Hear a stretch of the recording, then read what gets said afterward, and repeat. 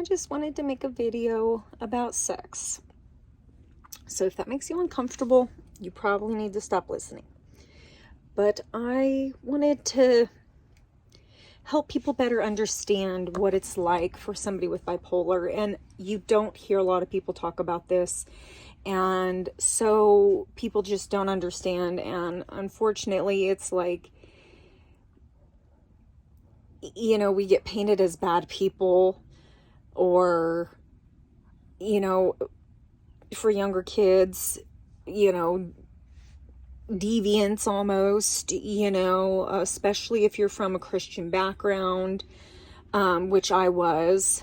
And so, just to kind of go into it for me, like I was raised with a belief that sexuality outside of male-female marriage was wrong. And I mean, that's masturbation, that's, sex outside of marriage, that's male-female or male-on-male interactions, or female-on-female. So just very traditional Christian, what I call cult type beliefs that were extremely harmful to me. Being that I was a very sexually driven person, my psychiatrist didn't talk to me about this. Like, I didn't even realize there was like something different about me until I heard somebody on a podcast talking about it. And I'm like, holy crap.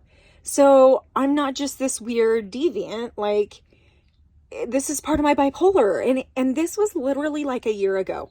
So my whole life, I just thought I was like this sexual deviant and a bad person for having a hard time being faithful. I mean, that I did start reading some books about like people with bipolar, and, infidelity is a big thing that people with bipolar have trouble with. And, like spending money, there's just like common things that people with bipolar deal with. And that was one of them, like infidelity. So I like didn't so much like, that didn't bother me so much anymore. Plus I had kind of been through several different cycles, and like,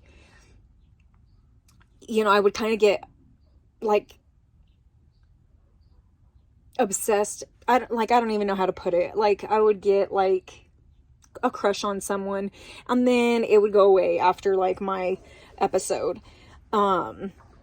So, and that was pretty much, all my relationships would be like kind of with my cycle of my bipolar. Like when I was manic and hypersexual, like I would be interested in them, and,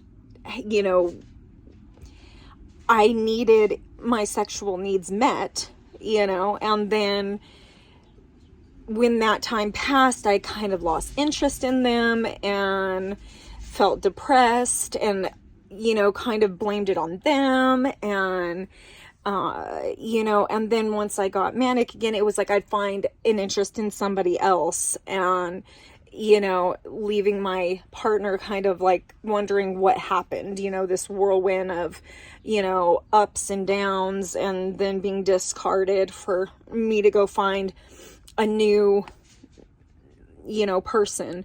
But, having, that's kind of what it's like in a relationship. But more to the point that I wanted to get to is what it's like, just the actual sensations of it. Like,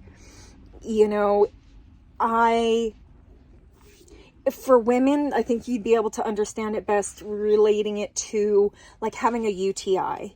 Like, you feel like you need to pee, and it's like, I feel like I need to orgasm, or not like turned on, but I feel like I need to masturbate or have sex, and it's uncomfortable. Like, I'm want to, it's more of a like a need, not so much like a, I want to be with my partner or anything like that. It's like, ooh, I feel like I need to masturbate. Like, I don't know how to describe it for people who are not, other than like a UTI where you're like, I gotta go pee.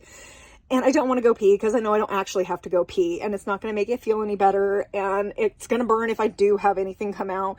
And that's kind of what it's like, is, okay, I can orgasm, but it's not going to make it feel any better. Like, it might feel good for like a second, and then it's going to go right back to feeling like I need to orgasm again. And it feels uncomfortable, like kind of like pressure in my lower abdominal area. And the best way I can describe it to men would be like kind of like blue balls. Like, you know, it's kind of painful a little bit and uncomfortable. I mean, I don't have testicles, so I don't know, but I can imagine it's kind of like sexual frustration for a woman isn't too different for a male, but you know, it's on an extreme version. And it kind of goes with my like monthly cycle. I think when it's like when I'm ovulating, or like when I'm you know, that, I mean, that just makes sense to me, but I don't know. But it's like I can be experiencing that for like a week, you know, where, I mean, honestly, sometimes I just like want to stay home. Like, I don't even want to go anywhere because I'm so uncomfortable, you know. And I just got so used to that being like a part of my life, you know, that, and, you know, it's not something you talk about. It's not something I'd heard about until I had heard this podcast. And this guy was like, yeah, you'll like skip the family party so you can stay home and masturbate. I'm like, I understand. Yes, that's me, you know, like.